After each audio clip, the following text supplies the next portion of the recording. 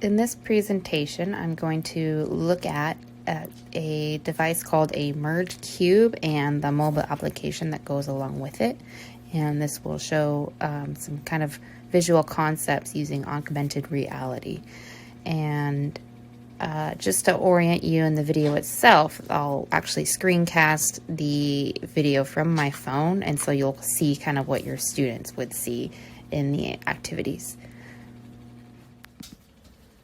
So I'm now going to show you the device itself and using the app and how it looks to students and how maybe you might use this in your classroom. So I'm back to my screen with just the application itself, and the application itself that you use with the Merge Cube is called Explorer. I think they call it Merge Explorer. And this is the home screen of it. Oops. This is the home screen of it, and these are all different activities you can do with your students.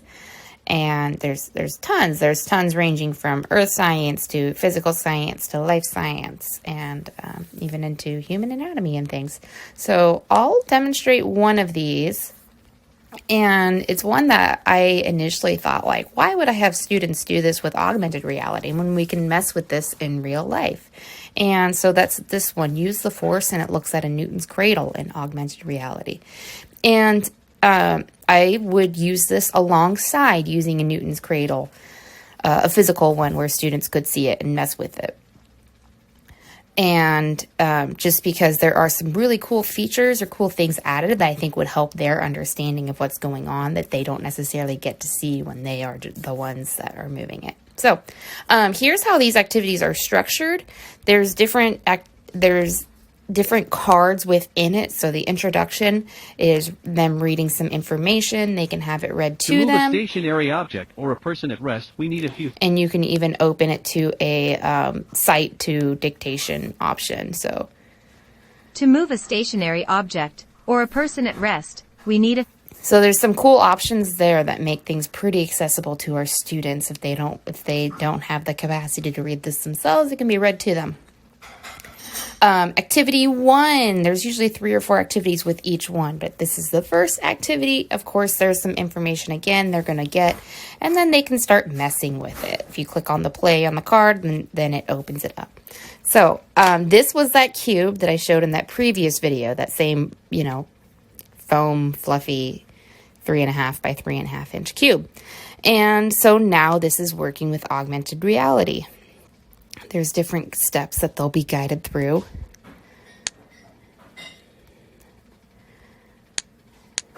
And get to see it.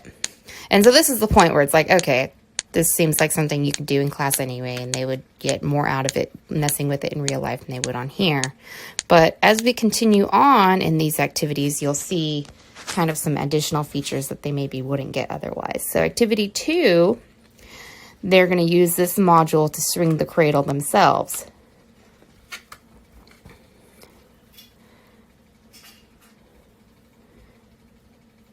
And so should be able to tap.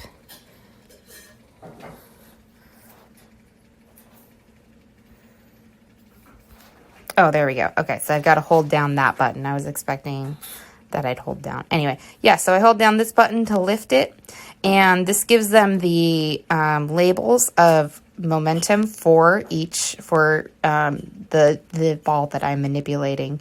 And so we've got that idea of 30 grams per meter per second.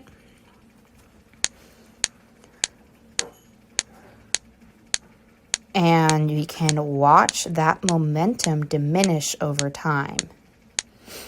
And the activity also has students guided through, why is it losing momentum? Where is that energy actually going?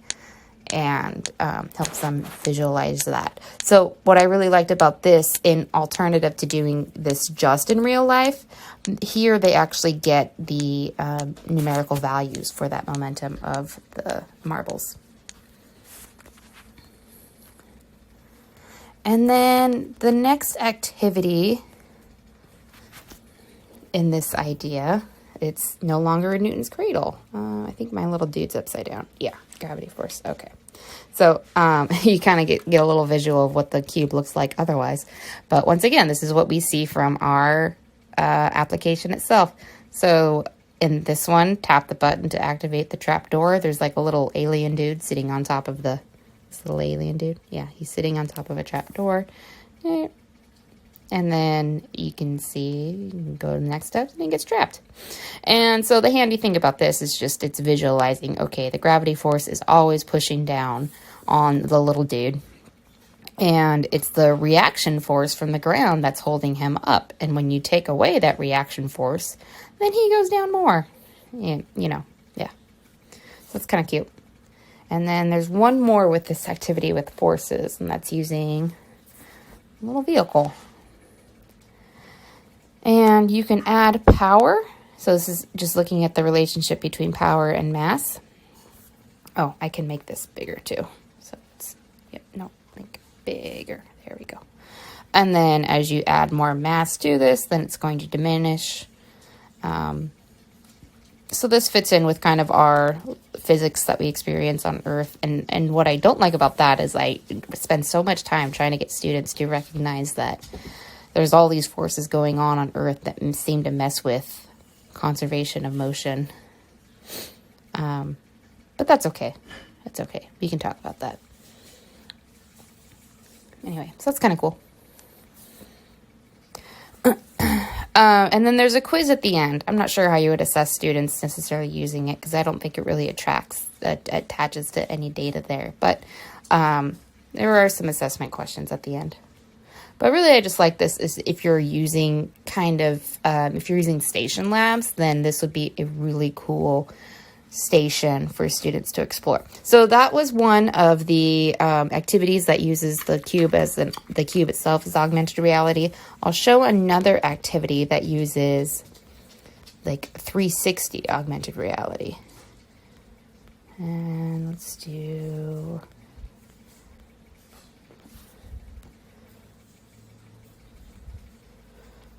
somewhere in here. No, it's up.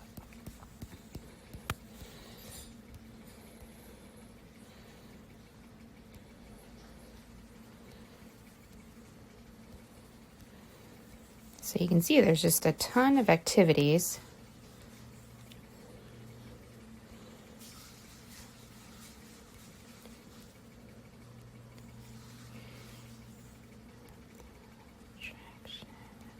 There it is. Yeah, human effect.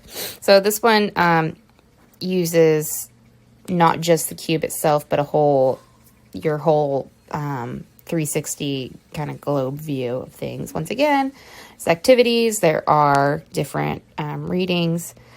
And then this is me moving my phone around. So similar to those 360 kind of panorama images you can take with your phone, this is what you're interacting with.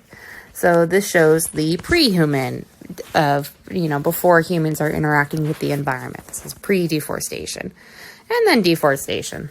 And they can note some of the differences of what's happened with the soil, what's happened with plant life. Did they take down all the trees? Did they leave some? Did they leave enough to be sustainable for the populations that were there? And then after, and I really like the idea of, there's, of course, the middle portion of that is just desolate and problematic, but at the same time, that is kind of what those clear cuts can look like. And then the after effect, and this is a lot of times what we think of, it's fixed now, but you can still see some very real problematic effects from this environment after that clear cut. And so I really like this for, kind of having a conversation with students about what those different phases looked like.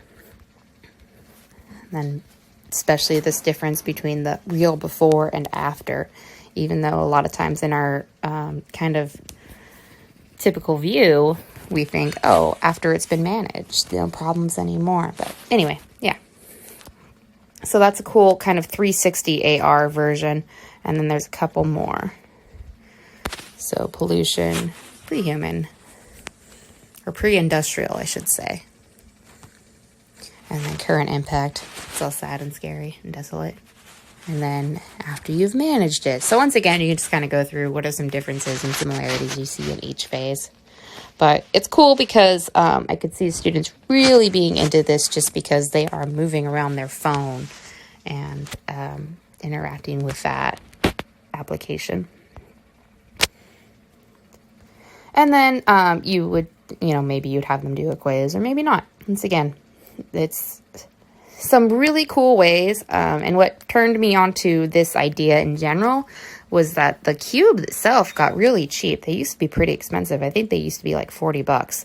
And I ended up getting one on a Cyber Monday or just holiday sale or something. So I got one for $15. And so that's pretty cool. That cost is pretty accessible. A problem with the cost is that it also comes with a $10 a month subscription. And so that could add up. I mean, that's almost $100 out of your classroom budget if you're using this. And so it's not necessarily a perfect setup, but I think that you could justify it pretty well with all of the different topics that they cover. So lots of physics, lots of life science.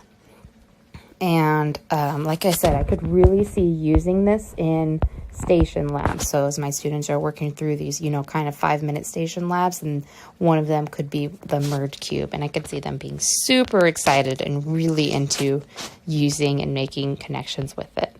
So yeah, pretty cool.